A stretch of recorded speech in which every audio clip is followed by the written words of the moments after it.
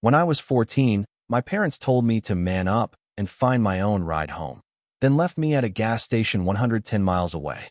I slept behind a dumpster that night. I never spoke to them again until last week, when I got a wedding invite from my sister, with a note from them inside begging for a favor. I, 38M, was sorting through my mail when I saw the cream-colored envelope with the ornate lettering. My younger sister was getting married. I hadn't spoken to her in over 2 decades, not since I left home at 16. My hand trembled slightly as I opened it, and a smaller note fell out, written in my mother's handwriting. The note asked if I could help pay for the wedding. Apparently, things had gotten tight financially. They needed someone to step up. They hoped I'd understand, family being family and all. My father added a line at the bottom saying they'd love to see me again and that enough time had passed. I set the note down and stared at it for a long time. 24 years dissolved in an instant, and I was 14 again, standing in that gas station parking lot in the middle of nowhere, watching our family SUV disappear down the highway. We'd been driving back from visiting my grandmother upstate. The trip had been tense from the start. My older brother had been the golden child, the athlete, the one who made them proud. My sister was the baby, sweet and compliant. I was the middle one, the one who asked too many questions, the one who never quite fit their mold. That day, I'd made the mistake of complaining about being hungry. We'd been on the road for 3 hours, and they'd promised we'd stop for lunch. My father told me to wait. I asked again 30 minutes later. He snapped that I was being ungrateful and impatient. My mother chimed in, saying I always had to make everything difficult. When we finally pulled into a gas station, my father filled up while my mother took my sister to the bathroom. My brother had his headphones on, ignoring everything. I went inside and bought a candy bar with my own money, the $5 my grandmother had slipped me before we left. When I came back out, my father saw the wrapper and lost it. He started yelling about how I couldn't wait, how I had no discipline, how I was disrespectful. I tried to explain that I'd used my own money, but he wasn't listening. My mother came back and joined in, saying I was always causing problems, always making scenes in public. Then my father said it. He told me if I thought I was so grown and could do whatever I wanted, then I could find my own way home. I laughed nervously, thinking it was a joke. My mother didn't laugh. She told me it was time I learned some responsibility. They were tired of my attitude. I looked at my brother through the window. He pulled his headphones down briefly, met my eyes, then put them back on and looked away. My sister was crying in the back seat, but she was 9 and powerless. My father told me to man up and figure it out. Then they got in the SUV and drove away. I stood there for probably 20 minutes, convinced they'd come back. They were just trying to scare me, teach me a lesson. Any moment now, they'd loop around and pick me up. My father would give me a stern lecture, and that would be that. But they didn't come back. The sun started setting. I went inside and asked the clerk if I could use the phone. She was kind, but explained it was for emergencies only. I told her this was an emergency. She let me try calling home, but no one answered. I tried my grandmother, but she lived 2 hours in the opposite direction and didn't drive anymore. The clerk asked if I needed her to call the police. I panicked and said no. I was terrified of what would happen, of being put in foster care, of making everything worse. I told her I'd figure it out. I spent the last of my money on a bottle of water and some crackers. When night fell completely, the clerk's shift ended and a man took over. He wasn't as friendly and kept watching me suspiciously. I left and walked around back where the dumpsters were. The smell was terrible, but there was a narrow space between the dumpster and the wall where I could tuck myself. I used my jacket as a pillow and tried to sleep. Every sound terrified me. I kept thinking about animals or dangerous people finding me there. I barely slept. When morning came, I was stiff and cold and hungry. I went back inside and used the bathroom to wash my face. The new clerk, a different woman, asked if I was okay. I told her I was waiting for my ride. I spent that entire day at the gas station. I watched families come and go, saw kids my age complaining about long drives, saw parents buying them snacks and drinks without a second thought. Each car that looked like ours made my heart jump, but it was never them. By the second night, a truck driver noticed me lingering. He asked what was going on, and something about his weathered face and genuine concern broke through my fear. I told him everything. He made some calls and bought me dinner from the attached fast food place. He said he was heading east and could take me as far as the next major city, about 60 miles away. From there, he knew a family shelter that could help. I accepted because I had no other choice. The shelter took me in. They tried calling my parents. My mother answered and told them she had no idea where I was, that I'd run away during a family trip and they'd been worried sick. The shelter worker looked at me skeptically after the call. I explained what really happened, but I could see the doubt in her eyes. Parents didn't just abandon their kids at gas stations. Teenagers ran away all the time. They kept me there for 3 days while trying to sort things out. My father finally answered a call and told them he'd come get me, but he never showed up. On the 4th day, my mother called the shelter and told them I was out of control, that they couldn't handle me anymore, that I needed professional help. That's when I realized they weren't coming back for me. This wasn't a lesson gone wrong. They actually didn't want me anymore. The shelter transferred me to a group home. I spent 2 years there, finishing middle school and starting high school. The day I turned 16, I got my working papers and left. I stayed with a friend's family for a few months while I worked full-time at a warehouse, then got my own place, a tiny studio that cost half my paycheck. I never went back. I never called. When I thought about them, which was often despite my best efforts, I felt this hollow ache where love should have been. Over the years, I built a life. I got my GED, then put myself through community college. I worked my way up in logistics and supply chain management. By 30, I was making 6 figures. By 35, I'd started my own consulting firm. I got married at 28, divorced at 32, no kids. I had friends, hobbies, a nice condo in the city. I'd made something of myself despite them, or maybe because of them. The anger had fueled me for years, pushed me to prove I wasn't the worthless, difficult kid they'd made me feel like. But I'd never fully healed. I'd been in therapy on and off for a decade. I had trust issues, abandonment issues, the whole package. I kept people at arm's length. My ex-wife once told me I loved like someone always expecting the other person to leave. And now here was this wedding invitation, this note, asking for money. Not apologizing for leaving their 14-year-old son at a gas station in the middle of nowhere. Not acknowledging the 24 years of silence. Just asking for a favor, because family is family. I called my sister's number, which was printed on the invitation. She answered on the 3rd ring, her voice uncertain. She said hello and asked who was calling. I told her it was me, her brother. There was a long silence. Finally, she said she couldn't believe I'd called. She'd sent the invitation because Mom insisted, but she never thought I'd actually respond. Her voice was shaky, emotional. I asked her what she remembered about that day. Another silence. She admitted she remembered all of it. She said she was 9 years old and crying in the back seat. She said she asked them to go back, but Dad told her to be quiet. She said she had nightmares about it for years. I asked if she knew what happened to me after. She said she knew I'd ended up in a group home.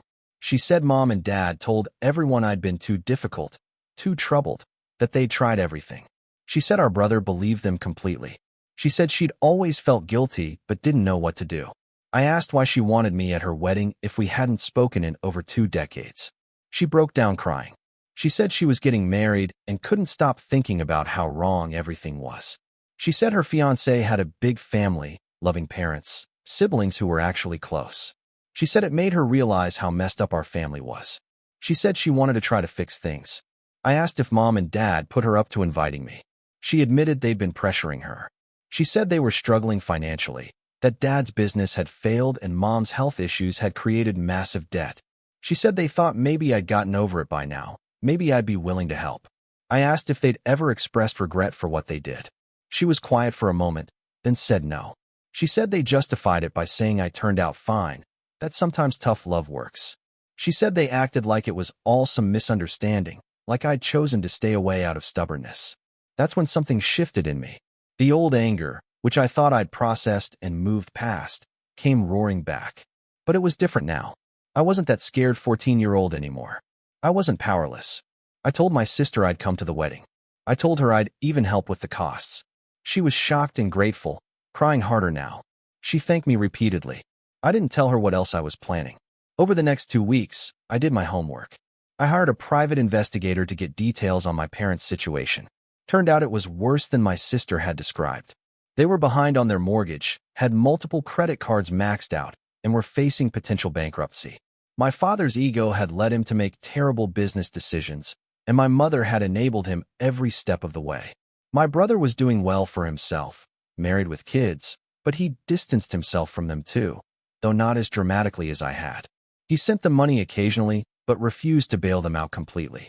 I also discovered that my sister's wedding was going to cost about $40,000, money they definitely didn't have. They'd already put half down, borrowed from various sources, and were desperate for the rest. I made arrangements.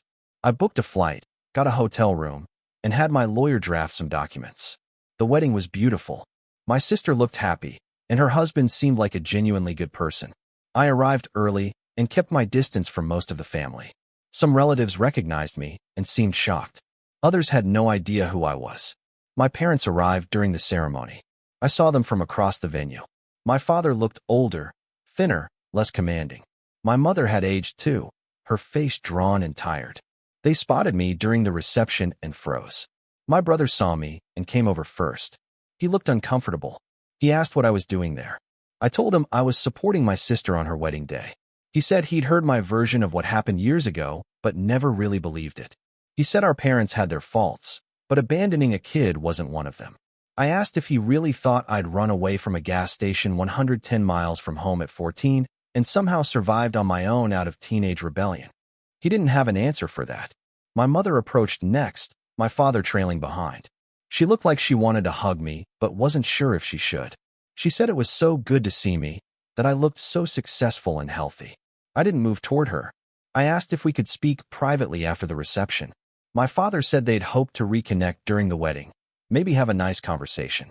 I repeated that we could speak privately afterward. They agreed, probably because they still wanted that money. After the reception, after my sister and her new husband had left for their honeymoon suite, I met my parents in a small conference room at the venue. My brother was there too, along with my lawyer on speakerphone. I told them I'd received their note asking for financial help. I said I'd thought about it carefully. My mother immediately launched into how grateful they were, how they knew I'd understand, how family helps family. I cut her off. I said I'd help, but there were conditions. My father perked up, probably expecting some reasonable repayment plan. I told them I wanted a written confession of what they did 24 years ago. I wanted them to detail exactly how they abandoned their 14-year-old son at a gas station, how they left him there overnight, how they told the shelter he was out of control instead of admitting what they'd done. My mother went pale. My father's jaw tightened. I continued. I said I wanted this confession notarized and copies sent to every family member who'd been fed their lies over the years.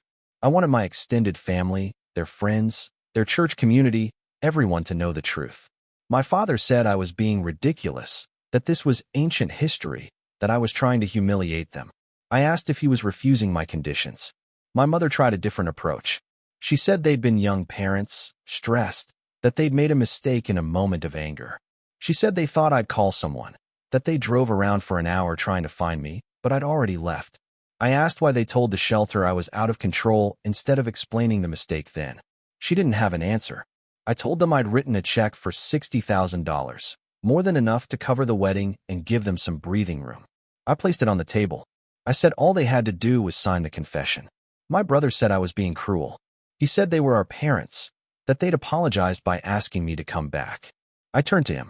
I asked if he remembered watching them drive away from that gas station. I asked if he remembered doing nothing. He looked away. I told them they had 24 hours to decide. They could sign the confession, and I'd give them the money. Or they could refuse, and I'd leave, and they'd never hear from me again. My father stood up angrily. He said I'd turned into a vindictive person, that I was using money to hurt them. He said they'd raised me better than that. I laughed at that. I told him they hadn't raised me at all after I was 14. I'd raised myself. I left the room and went back to my hotel. The next morning, my sister called me, frantic. She said our parents had told her about my ultimatum. She begged me not to do this, not to ruin her wedding memories with family drama. I told her the wedding was over and beautiful, and that this had nothing to do with her. I told her I loved her and was happy for her, but this was between me and our parents. She cried and said she understood but wished there was another way. I told her there wasn't. 23 hours after my ultimatum, my lawyer called. My parents had signed the confession. Their lawyer had tried to add caveats and soften the language, but my lawyer had held firm. It was signed as written or nothing. They'd signed. I had my lawyer release the check and send copies of the confession to the family list I'd prepared. Within hours, my phone started blowing up. Aunts, uncles, cousins, family friends, all shocked and horrified. Many apologized for believing the story my parents had told. Some said they'd always suspected something wasn't right. My parents' church community was especially scandalized. Several people told me my mother had been very involved in family counseling ministries there, positioning herself as some kind of expert on parenting. My father called me once, screaming obscenities, saying I'd destroyed their reputation. I let him vent, then told him he'd destroyed his own reputation 24 years ago when he left his son behind a dumpster. Then I hung up. My mother sent a text saying she hoped I was happy now that I'd ruined their lives. I didn't respond. My brother called and said I'd gone too far, that public humiliation wasn't justice. I told him that abandoning a child wasn't justice either, but they'd done it anyway and faced no consequences until now. Update 1. It's been 3 weeks since the wedding. The fallout has been extensive and, I'll admit, more severe than I anticipated. I'm not sure if I feel guilty about that or not. My parents have essentially been ostracized from their community. Their church asked them to step down from all volunteer positions. Several family members have cut ties completely. My father's remaining business connections dried up after word spread. My mother had to quit her part-time job at a family friend's boutique because the friend said she couldn't have someone like that representing the store. My sister called me crying last week. She said she came back from her honeymoon to find the family imploded. She said she understood why I did it, but she wished I'd warned her. She said Mom had a panic attack so severe she ended up in the emergency room. She said Dad just sits in his recliner all day, not talking to anyone. I asked her if she remembered that I had a panic attack every night for 6 months after they left me, but there was no one to take me to the emergency room. I asked if she knew I'd contemplated suicide at 15 because I felt so worthless and abandoned. She went quiet. Then she said she didn't know it had been that bad. I told her that's because no one asked. My brother hasn't spoken to me since that night. He sent one email saying I'd become everything I accused our parents of being: cruel, vindictive, and uncaring about the damage I caused. Maybe he's right. I've been thinking about that a lot. The thing is, I don't feel the satisfaction I thought I would. I wanted them to hurt the way they hurt me. I wanted them to understand what it felt like to be abandoned, rejected, cast out by the people who were supposed to protect you. And they are hurting. I can see that clearly. But it doesn't fill the hole their abandonment left. It doesn't make 14-year-old me feel any safer. It doesn't undo the years of therapy, the failed relationships, the constant fear that everyone will eventually leave. My therapist asked me what I really wanted from this. Did I want them to suffer, or did I want them to understand? I told her I wanted both, but if I'm honest, I wanted them to understand first. I wanted them to look at what they did and recognize the full weight of it. I wanted genuine remorse, not the self-serving apology they would have given to get money. She asked if the confession accomplished that. I said no. They signed it because they needed the money, not because they believed they were wrong. Even in the confession, the language was clinical, detached. They admitted to the facts, but not the impact. Several family members have reached out to me privately. My aunt, my mother's sister, told me she always suspected something was off about the story. She said she tried to contact me years ago, but my parents told her I wanted nothing to do with the family. She apologized for not pushing harder. My grandmother is still alive, 92 now, and in a nursing home. Someone told her what happened. She asked my sister to bring me to visit. I went yesterday. She looked so small in her bed, her hands shaking from Parkinson's. She cried when she saw me. She said she'd always wondered what happened to me, why I never called after that summer. She said my parents told her I'd had a fight with them and left home at 16 to live with friends, that I'd refused all contact. I told her the truth. I told her everything. She wept.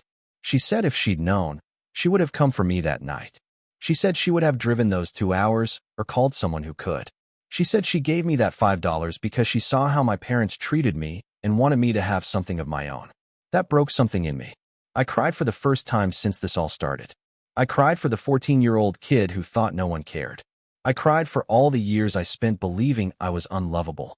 My grandmother held my hand with her shaking fingers. She told me I deserved better than what they gave me. She told me I'd become a good man despite them, not because of them. Before I left, she said something that's been haunting me. She told me that holding on to anger is like drinking poison and expecting the other person to die. She said she understood why I did what I did, but she hoped I'd find a way to let it go, not for them, but for myself. I don't know if I can. I don't even know if I want to. But sitting here now, writing this all out, I realized that my revenge didn't give me what I actually needed. It gave me justice, maybe. It gave me vindication. It proved I wasn't lying, wasn't exaggerating, wasn't the problem child they painted me as. But it didn't give me peace. I don't regret exposing the truth. They deserve to face consequences for what they did. But I'm starting to realize that their consequences don't heal my wounds. Their suffering doesn't make me whole. I'm not sure what comes next. My sister wants to maintain a relationship, and I think I do too. She was a child when it happened, and she's been honest about her guilt and her memories. My brother can go to hell for all I care. And my parents, I genuinely don't know. Part of me wants to never speak to them again. Part of me wants them to genuinely apologize, to acknowledge not just what they did, but why it was so devastating. Part of me knows that even if they did, it might not be enough. What I do know is that I'm tired. I'm tired of carrying this anger. I'm tired of the weight of it. I'm tired of defining myself by what they did to me. Maybe my grandmother was right. Maybe I need to let it go. But not today. Today, I'm still too angry. Today, I still see that 14-year-old kid sleeping behind a dumpster, and I want someone to pay for that. Maybe tomorrow will be different.